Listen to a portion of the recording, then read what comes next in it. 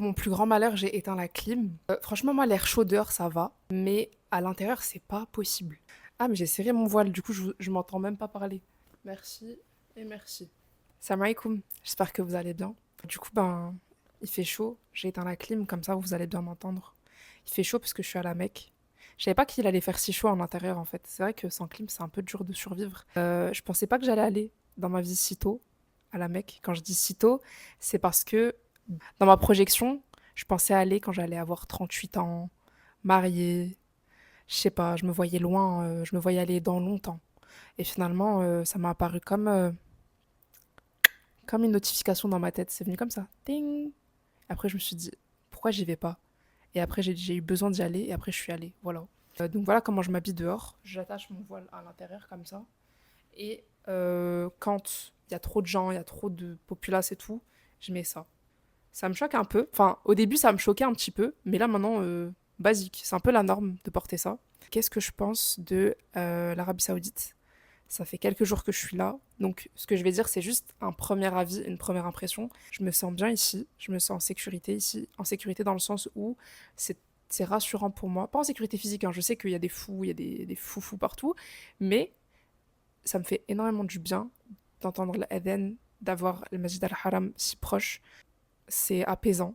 Et la sensation que tu as quand tu vois la Kaaba devant toi, c'est... Enfin, moi, personnellement, je l'ai eu comme une évidence. Genre, je l'ai vu, je me suis dit, ah ouais, c'est chez moi ici. Je sais pas, je l'ai vu en me disant, ah ouais, alhamdoulilah, j'avais besoin d'être là et ça me fait du bien. En fait, ça m'a pas juste fait du bien, ça m'a enlevé un truc qui me faisait du mal. Ça m'a enlevé comme une boule au ventre. Donc voilà, alhamdoulilah, je suis là. Je m'attendais quand même à ce que le pays soit un peu plus hospitalier. Je sais pas, mais je m'attendais à avoir plus de personnes qui me demandent si j'ai besoin de quelque chose, si j'ai besoin de renseignements.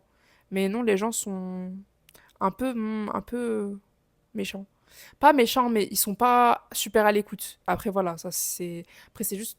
Ça, c'est ma première impression. C'est juste parce qu'il y a énormément d'étrangers, il y a énormément de monde partout, donc c'est normal.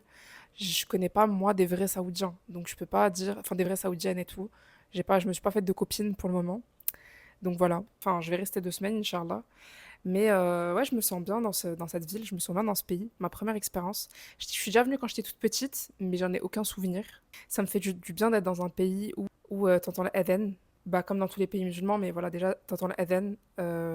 La pudeur, c'est énorme. Parce qu'en fait, j'avais besoin. Ces derniers temps, je m'étais un peu remise en question par rapport au port du hijab, etc.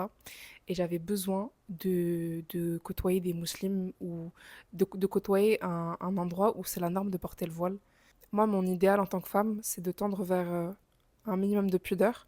Et c'est vrai que quand tu es en Europe et que tu te compares que au modèle occidental où c'est très très beau, hein, la fast fashion et tout ça, c'est canon. Mais concrètement, c'est pas mon modèle. C'est pas le modèle vers lequel j'ai envie de m'orienter. Et quand tu vois que ça tous les jours, tu te sens être comme un extraterrestre quand tu as envie d'être pudique. Tu feras toujours partie de la minorité et tu te sens pas normal. Après, tu commences à te remettre en question et tu te sens pas bien en étant voilée. Aujourd'hui, j'étais à côté de la mosquée et j'ai commencé à lire un livre que j'ai acheté depuis 25 ans là. Donc c'est La perle précieuse de l'imam Al-Ghazali. Il faudrait que je le finisse parce qu'il est venu, il a fait le voyage avec moi. Il manquerait plus que je le finisse pas. Le premier chapitre était incroyable. Le titre du chapitre c'est Allah fit mourir les enfants d'Adam après le pacte primordial, la première mort. Donc, la première mort, c'est pour expliquer qu'on était tous vivants et que Allah il nous avait dit qu'il allait au paradis et qu'il allait en enfer. Dans le chapitre, la première mort, il est dit que Allah, le Très-Haut, il a rassemblé ces hommes. Il en a fait deux catégories. Il y a ceux qui vont aller en paradis et ceux qui vont aller en enfer. Je la fais version simple. Et alors il dit à Adam, voilà ceux qui sont destinés à l'enfer et voilà ceux qui sont destinés au paradis. Et alors Adam il dit, quelles sont les œuvres des gens destinés au paradis et des gens destinés en enfer? Alors pour le paradis, les œuvres sont classées de trois sortes. Il y a la foi en Dieu, la confiance dans la véracité de ses envoyés et l'obéissance à son livre, à ses commandements et à ses défenses. Ça, c'est les trois œuvres qui mènent au paradis. Et les trois œuvres qui mènent en enfer, c'est l'idolâtrie, l'incrédulité vis-à-vis de ses envoyés et la désobéissance envers son livre, ses commandements et ses défenses. Alors Adam, il dit, Seigneur, Ô Seigneur, fais-les comparaître comme témoins contre eux-mêmes. Peut-être qu'ils n'agiront point de la sorte. Et Allah les fit comparaître comme témoins contre eux-mêmes. Donc, en gros, je sais pas si vous avez saisi l'histoire. On était déjà vivants avant qu'on soit sur Terre. Et on était conscient d'adorer Dieu. C'est donc la première mort et la seconde vie. Donc, c'est là, c'est pour ça que nous, les musulmans, on dit, quand quelqu'un se convertit à l'islam, on dit c'est reconverti. C'est parce qu'on part du principe qu'on est déjà tous nés musulmans. Il y a que des sachets partout autour de moi. J'ai acheté des voiles. J'ai fait que d'acheter des voiles super grands. Parce qu'en fait, j'ai vu les indiennes. Il y a des indiennes avec leurs saris. Il y a des indiennes. Pas avec des saris, pardon. Mais en gros, si, un sari, c'est juste du tissu. Elles ont des voiles incroyables. Et du coup, j'étais jalouse et tout. Et je suis allée acheter des trucs un peu similaires. Ça, c'est un grand voile rouge. Là, j'ai un grand voile vert. Mais genre, ils sont immenses. Attendez, je vous les montre. Et ça, c'est un grand voile bleu. Et il y a des petits détails de couleurs comme ça, j'aime trop. En fait, j'aime trop maintenant. J'aime trop tout ce qui fait ethnique. Tout ce qui appartient à une culture ou je veux m'approprier absolument toutes les cultures. Et donc, je me suis acheté un nouveau aujourd'hui. Donc, j'ai acheté ça pour 15 lira. 15 lira, je crois que c'est 3 euros et quelques. Ça me choque pas. Mais bon, vas-y, je sais qu'ils m'arnaquent les vendeurs. Mais moi, je suis pas une bonne négociatrice, hein. Je négocie deux fois. Genre, s'il me dit c'est 20, je dis 15. Après, il me dit non, non, 20. Après, je dis ok, ok, 17. Et après, il me regarde comme ça, il me dit je t'ai dit 20. Après, je dis bah, si je t'en prends 8, tu m'enlèves 5 liras? Il me dit ouais. Et je repars, je suis contente et tout. Je crois trop que j'ai fait une bête d'affaires. Alors qu'il m'a grave arnaqué. Et ça, c'est comme ça tout le temps. Mais c'est pas grave. Ah ouais, moi je suis une personne, je sais pas choisir à manger.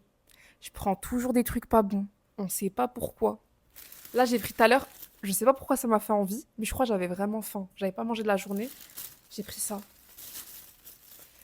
En fait, ça avait l'air d'être un genre de petit churros fourré à la crème. Que nenni.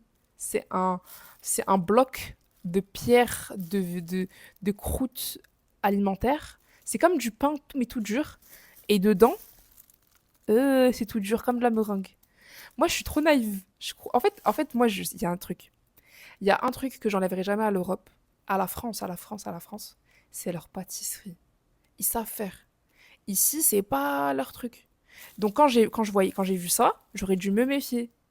Moi, je croyais trop que c'était un truc en mode ça allait être croquant et ça allait être moelleux, mais pas du tout. Attendez, on va goûter ça. Une bouchée suffira, hein. En plus, j'ai aucun appétit. J'ai envie de manger que des fruits. J'ai envie de manger que des. En fait, il fait tellement chaud que je veux juste me rafraîchir. Et alhamdoulilah, j'ai de l'eau. J'ai un frigo, il est rempli d'eau fraîche, mais franchement, mais quelle reconnaissance j'ai. Je sais pas ce qui m'a appris d'avoir pris ça, mais je suis pas une personne maligne dans les choix de. En fait, je choisis. Non, je sais pas. Mais franchement, la pépite, c'est le jus de goyave. Oh non, mon téléphone, c'est pas maintenant que tu dois t'éteindre, mon beau gosse.